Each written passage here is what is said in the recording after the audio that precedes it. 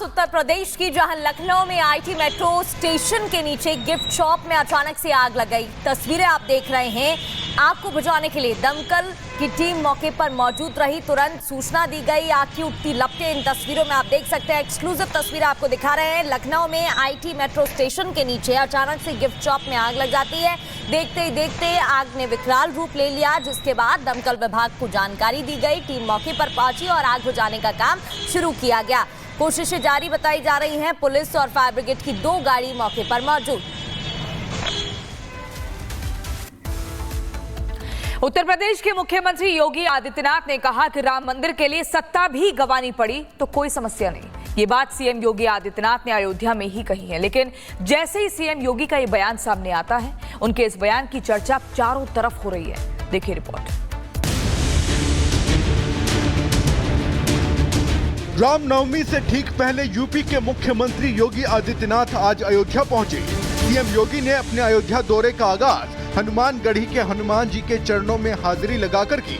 यहां उन्होंने संतों से मुलाकात की और फिर भगवान रामलला के दर्शन के लिए सीएम योगी चल दिए। राम मंदिर पहुंचते ही सीएम योगी ने सबसे पहले अपने आराध्य भगवान रामलला के सामने हाथ जोड़े और फिर साष्टांग दंडवत होकर भगवान रामलला को प्रणाम किया। मंत्रोच्चार के बीच सीएम योगी ने भगवान रामलला की पूजा अर्चना की और इसके बाद राम मंदिर में रामनवमी की तैयारियों का जायजा लिया। राम मंदिर से निकलने के बाद CM Yogi Adityanath timeless Ayodhya literature festival कार्यक्रम में शामिल हुए और यहीं पर सीएम योगी ने राम मंदिर के लिए सालों साल चले संघर्ष का जिक्र करते हुए बड़ी बात कह दी। सीएम योगी ने कहा कि राम मंदिर के लिए सत्ता भी गंवानी पड़ी तो कोई समस्या नहीं है। यद्यपि मेरी 3 पीढ़ियां श्री राम जन्मभूमि आंदोलन के लिए समर्पित थी, मुझे कोई समस्या नहीं थी, लेकिन शासकीय व्यवस्था जिस नौकरशाही से जकड़ी होती है, उस नौकरशाही में एक बड़ा वर्ग ऐसा था जो कहता था कि मुख्यमंत्री के रूप में अयोध्या जाने से विवाद खड़ा होगा। अपने का भी विवाद खड़ा होता तो होने दीजिए, लेकिन अयोध्या के बारे में कुछ सोचने की आवश्यकता है। फिर एक वर्ग ऐसा था जिसने कहा कि आप जाएंगे फिर राम मंदिर की बात होगी। तो मैंने कहा कौन हम सत्ता के लिए आए हैं, राम मंदिर के लिए सत्ता भी गंवानी पड़ेगी तो कोई समस्या नहीं होनी चाहिए। सीएम योगी आदित्यनाथ का ये बयान उन लोगों के लिए करारा तमाचा है जो ये आरोप लगाते हैं कि सीएम योगी राम मंदिर की राजनीति सत्ता पाने के लिए करते हैं। सीएम योगी ने तो अब अपने विरोधियों को खुलकर ये बता दिया है कि उनके लिए भगवान राम पहले हैं और राम मंदिर के लिए सत्ता भी गंवानी पड़ी तो वो पीछे नहीं हटेंगे। Bureau report, Republic Bharat.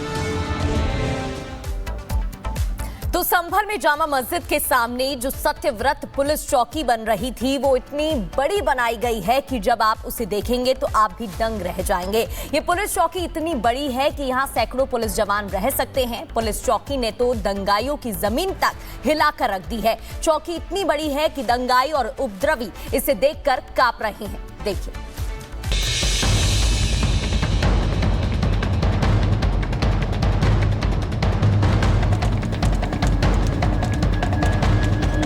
इधर दंगाइयों ने जामा मस्जिद के सर्वे में रुकावट डालने की कोशिश की तो मस्जिद के सामने 2 मंजिला पुलिस चौकी ही तैयार होने लगी।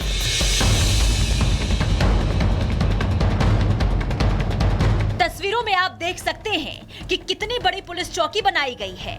महज कुछ ही दिनों में मस्जिद से केवल 100 मीटर की दूरी पर इतनी बड़ी पुलिस चौकी बनकर तैयार हो रही है, जिसने दंगाइयों की टेंशन बढ़ा दी है।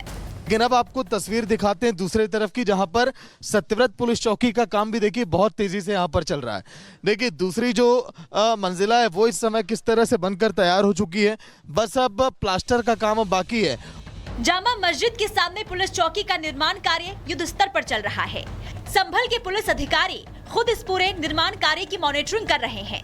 उम्मीद जताई जा रही है कि अगले 6 से 7 दिनों में पुलिस चौकी में प्लास्टर का काम पूरा हो जाएगा और 15 से 20 दिनों में पुलिस चौकी पूरी तरह बनकर तैयार हो जाएगी, जिसके बाद अप्रैल महीने से सत्यव्रत पुलिस चौकी का उद्घाटन भी हो सकता है।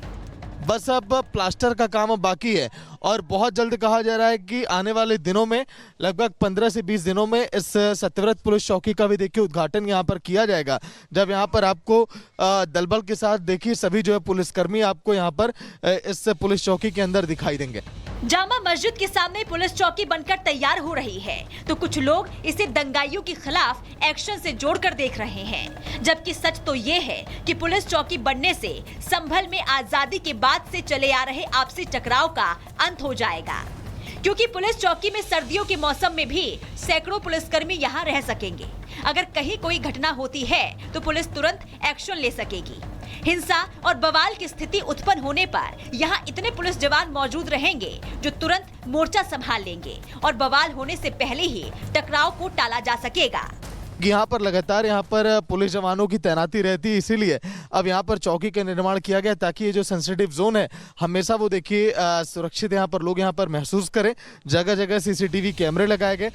सत्यव्रत पुलिस चौकी की प्रगति संभल की दंगाइयों की रह रहकर टेंशन बढ़ा रही है।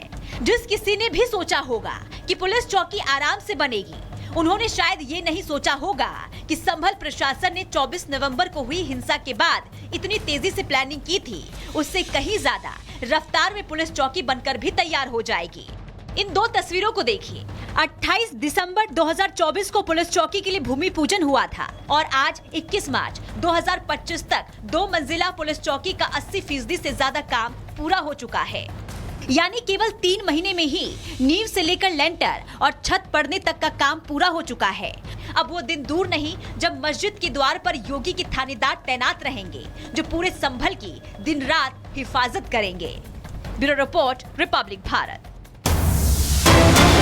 और इस बीच बड़ी खबर पीएफआई पर गृह मंत्री अमित शाह का बड़ा बयान। पीएफआई आने वाले दिनों में देश के लिए एक बड़ा खतरा है। पीएफआई पर बैन लगाया और आने वाले खतरे से बचाया है। जो ये देख नहीं सकते वो बैन क्या लगाएंगे। बड़ी खबर आपको बता रहे हैं, केंद्रीय गृह मंत्री अमित शाह का ये बड़ा बयान पीएफआई के ऊपर। सुनिए आप क्या कुछ कहा। मान्यवर पीएफआई पूरा सदन जानता है, यहां बैठे या वहां बैठे सब मानते हैं कि पीएफआई आने वाले दिनों में देश के लिए बड़ा खतरा था। मगर जो खतरों को दूर से नहीं देखते वो देश को खतरों से नहीं बचा सकते। मुक्त दर्शक बनकर, मुक्त प्रेक्षक बनकर खतरों को देख नहीं रहे। जिनके हाथ में शासन की कमान होती है, इनकी जिम्मेदारी होती है खतरों को दूर से देखकर उसको उगने से पहले, उठने से पहले समाप्त कर देना। हमने पीएफआई पर बैन लगाया। एक साथ देश के 24 राज्यों में रेड डालकर पीएफआई के एक एक बंदे को उठाकर जेल की सलाख होकर संपूर्ण गतिविधि समाप्त हो।